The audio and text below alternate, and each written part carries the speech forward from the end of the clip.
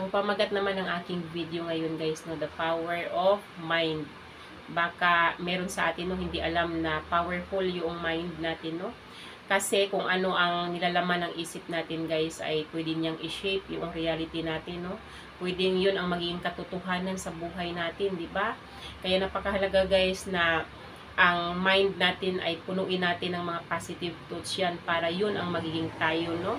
Kasi guys, no, kung ano yung nilalaman nyo ng isip nyo, na i-influensyahan niya yung action nyo, yung emosyon nyo, at saka yung karakter nyo.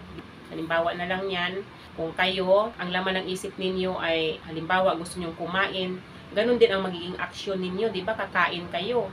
Or halimbawa, ang nilalaman ng isip ninyo ay gusto nyong maglinis ng bahay, ganun din ang magiging action ninyo, maglilinis kayo ng bahay, no? At halimbawa, ang nilalaman ng isip ninyo ay mga masasaya na pangyayari sa buhay ninyo, ang emotions ninyo or ang mararamdaman ninyo magiging masaya kayo. Pero kung ang iniisip ninyo, ang nilalaman ng isip ninyo ay yung mga malulungkot na pangyayari sa buhay ninyo, magiging malungkot din kayo. Halimbawa naman, ang nilalaman nyo sa isip ninyo ay yung mga pangyayari na nakakagalit, nakakairita, o ano sa tingin nyo mararamdaman ninyo. Magagalit din kayo, di ba? Mai-influensyahan niya yung karakter niyo, magiging irritable kayo or magkaroon kayo ng hypertension, di ba? Dapat maging maingat tayo kung ano ang nilalaman natin sa isipan natin dahil yun ang magiging kahinatnan natin, yun ang magiging kalabasan natin kasi tulad ng sinabi ko, nakakapag-shape siya ng reality natin, no? So ano-ano nga ba ang mga function ng mind natin guys, no? Para sa kaalaman natin, no?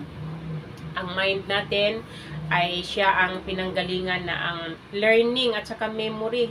Ang mind natin ang responsible kung bakit nakaka-absorb tayo, nakakapag-process tayo, or nakaka-receive tayo ng mga informations, no? Mind ang may responsibility dyan. At saka pangalawang function naman ng mind natin ay problem solving at saka decision making, no? Kaya tayo nakakapag-solve ng mga problem, kaya natin nalulutas yung mga problema na pinagdadaanan natin dahil yan sa isip natin. At saka kaya tayo nakakapag-desisyon, nakakagawa ng mga decisions, mga tough decisions man yan, or kung anong decisions man yung ginagawa natin sa buhay natin. Yung mind natin ang responsible dyan, di ba? At ang pangatlong function naman ng mind natin ay creativity at saka imaginations, no? Dahil sa mind natin, nagiging creative tayo, di ba? Kung ano man yung mga ginagawa natin, nagiging malikhain tayo, nagiging creative tayo nang dahil yan sa mind natin, dahil gumagana yung mind natin, no? At saka, kaya tayo nakakapag-imagine ng mga, kung anong mga bagay man yung nasa isip natin, anong mga bagay man yung ini-imagine natin dahil yan sa mind natin, dahil yan sa isip natin, no? At saka, pang-apat naman na function ng mind natin ay intuition. Kaya tayo may intuition dahil yan sa mind natin, no? Kaya tayo nakakagawa ng mga mabilisan na mga desisyon sa buhay natin dahil yan sa mind natin. At saka panglima naman na function ng mind natin ay attention at saka focus, no?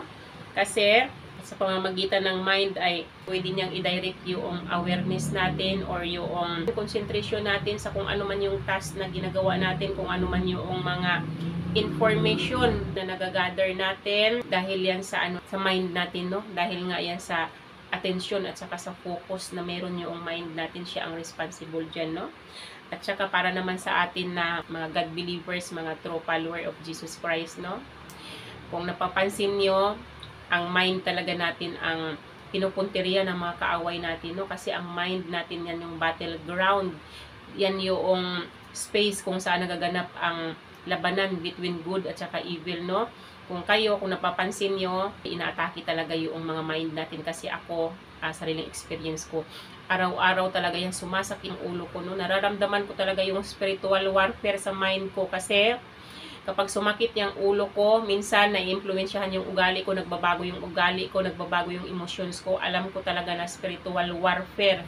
Yung sakit ng ulo na nararamdaman ko, halos araw-araw walang palya yan. Kasi alam nyo na si Satan at saka yung mga demons niya, yung mga agent niya, mga agent of darkness, yan talaga ang pinupunterian nila kasi tulad ng sinabi ko, kung ano ang nilalaman ng isip natin, yun ang magiging reality natin. Kaya yun ang inaatake nila kasi gusto nila mag-inflict ng negativity dyan, gusto nila mag-cast ng negative thoughts dyan, gusto nila mag-cast ng spirit of doubts, spirit of fear, spirit of worries or anxiety or kung ano-ano man yung ikakas nila dyan sa mind ninyo, no? Kaya dapat guys, no, alam natin kung ano ang gagawin natin kapag tayo ay nakaka-experience ng ganun, di ba? Dapat alam natin kung paano natin i-rebuke yan, kung paano natin yan i-cancel, yung mga spiritual battle na yan, di ba?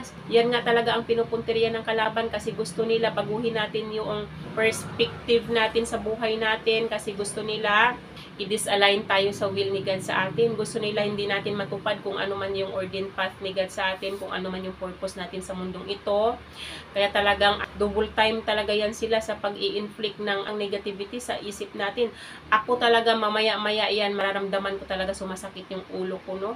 Alam ko talaga na spiritual warfare kasi katulad nga lang sinabi ko, minsan nagtatransform na lang bigla yung ugali ko, nagtatransform yung emotions ko. Kaya dapat alam natin kontrolin yung mind natin, alam natin magkaroon tayo ng disiplina, at saka alam natin kung ano ang gagawin natin kapag nakakaranas tayo ng mga ganong pangyayari, no?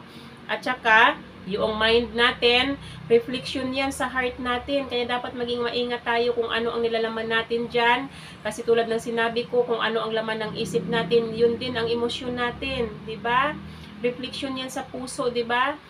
Kasi nga, konektado nga siya. Kalimbawa, nag-iisip ka ng mga negative thoughts, yun din yung mararamdaman mo, diba? Halimbawa, nag-iisip ka ng mga malulungkot na bagay, malulungkot ka din. Halimbawa, nag-iisip ka ng mga bagay na mahalay, o tingnan mo ang mararamdaman mo, makakaramdam ka din ng libog. Kung nag-iisip ka ng yung mga material na bagay, diba? Kung yun ang isinet mo sa mata mo, yung mga material na bagay na yan, yun ang itinanim mo sa isip mo. Kung yan ang nabuo sa utak mo, maging materialistic ka, diba? Kaya dapat maging mindful tayo kung ano ang isinet natin sa mind natin, no?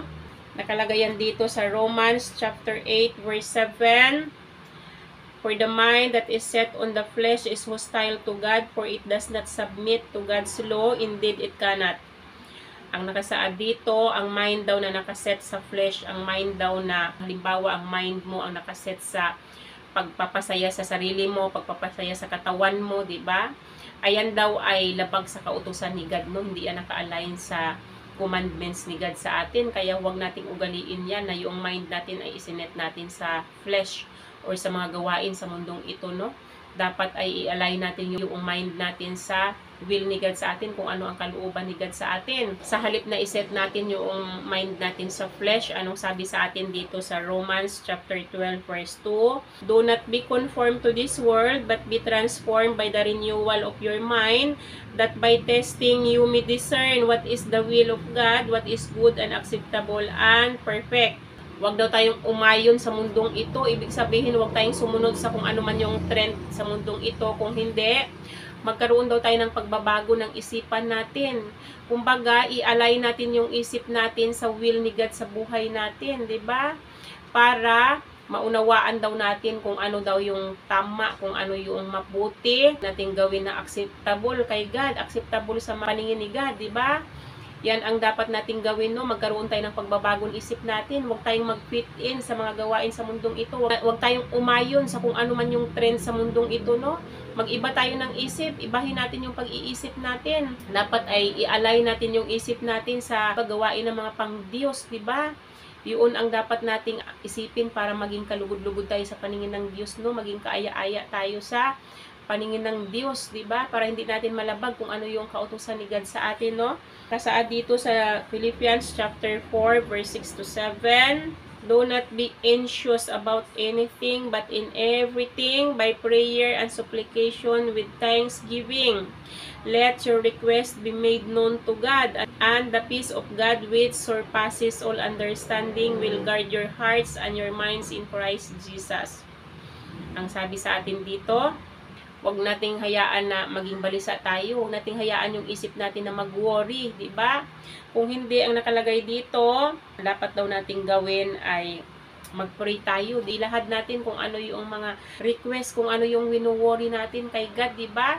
Tapos kapag tinugunan na ni God yung kung ano yung ni-request natin, huwag natin siyang kalimutang pasalamatan. Kapag nagkataon, kapag ganun ang ginawa natin, ang nakasaad dito, na pagkalooban tayo ni God ng kapayapaan, no? At saka yung kapayapaan ni God na yun ay siya yung magbabantay sa isip natin. Siya ang magbabantay sa heart natin, no? Para ang isip at saka ang puso natin ay huwag makaramdam nitong mga pagkabalisa na to, itong pagwo-worry na to, di ba? Yan ang nakasaad dito, no? Kaya mahalaga talaga na ang mind natin, iset natin kay God, di ba? Yung mga godly works, ang pagtuunan natin ng pansin, ang isipin natin palagi, huwag yung mga negativity na yan, kasi para kapag halimbawa ang laging laman ng isip natin ay si God, ang laging laman ng isip natin ay yung mga godly works, ganun ang magiging transformation ng buhay natin, di ba? Ganun ang magiging reality natin. Magiging maganda yung transformation ng buhay natin kasi nakaset ang mind natin sa mga godly works, sa mga gawain na makadiyos, sa mga gawain na pang-Diyos, di ba? Kaya dapat ganun ang iset natin sa mind natin, guys, no? Para maging kaya-aya tayo, katanggap-tanggap tayo sa paningin ng Diyos, no? Para matupad natin kung ano yung will ni God sa atin, di ba? Makomply natin kung ano yung kagustuhan ni God sa buhay natin, na nasunod natin kung ano yung ordained path ni God sa buhay natin. Alam na natin kung ano ang reward na nag-aantay sa atin, di ba? Yung eternal life na promise ni God sa mga tao na sumusunod sa Kanya, sa mga tao na ina-align yung mind sa kagustuhan niya, sa kalooban niya. Diba, nag-aantay sa atin yung eternal life sa kabilang buhay kapag ganun ang gawain natin, diba? Doon sa kaharian ng Diyos ang punta natin balang araw. Kaya napakahalaga talaga, guys, na maging mindful tayo kung ano ang nilalaman ng isip natin. Kasi para yun din ang maging transformation natin, yun ang magiging reality natin, no? So, yun lang naman yung aking ma-share sa inyo sa araw na to, guys. Sana may natutunan kayo sa akin. Hanggang dito na lang yung aking video. Bye-bye and God bless you all. Bye-bye everyone!